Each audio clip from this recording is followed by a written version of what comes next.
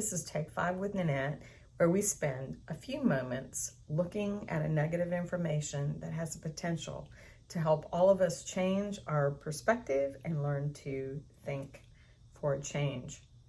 Tonight, I want to talk about dealing with disappointment.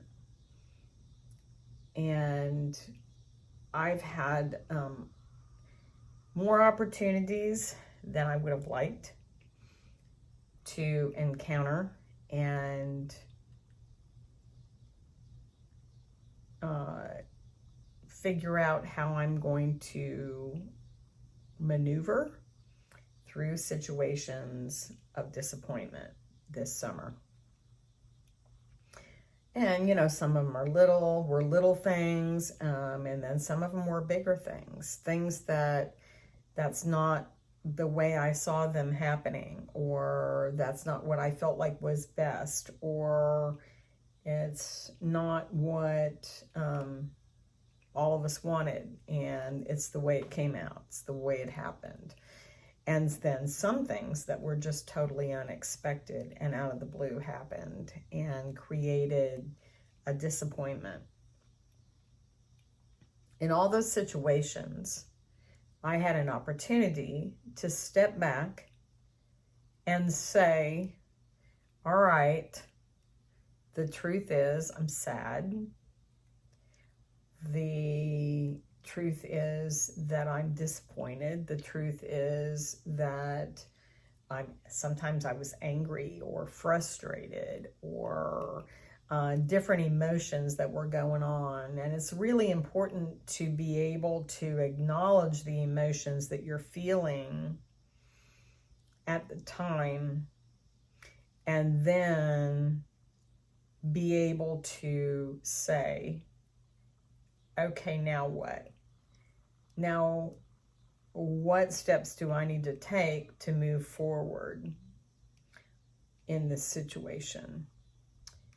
We were just talking about this at dinner tonight and how important it is to be able to step back and acknowledge those. If you don't acknowledge them and it's like deal with it and move on, then very often what'll happen is those emotions will come up at other times, because they're going to come up. They're going to surface.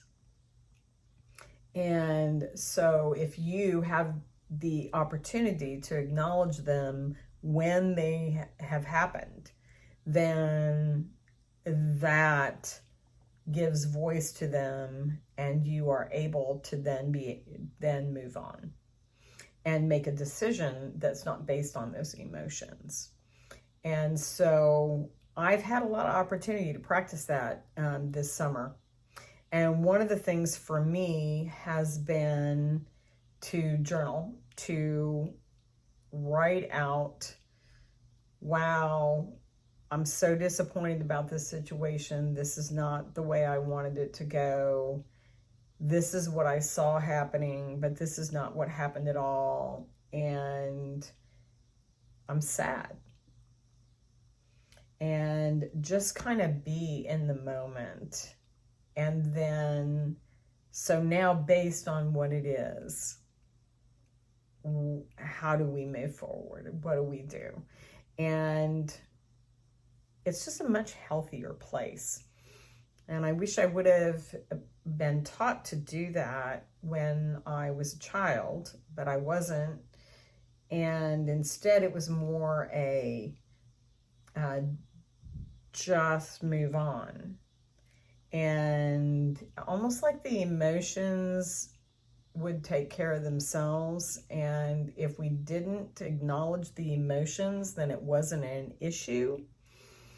But if we acknowledge the emotions, then all of a sudden it's an issue. Well, it's an issue whether you acknowledge the emotions. If you don't acknowledge the emotions now, they're going to come up later, and then you will have an issue, and you won't even know why you have the issue. So I think it's really a skill to learn to be able to step back from situations and give words to what we're feeling and verbalize that, and then be able to move on not out of the emotion. So hopefully that helps you with just dealing with disappointment. We all have disappointment. And the sooner that we learn to handle that and to continue to move forward instead of letting it get us stuck, the better we're going to be. Thanks for listening. Talk to you next time.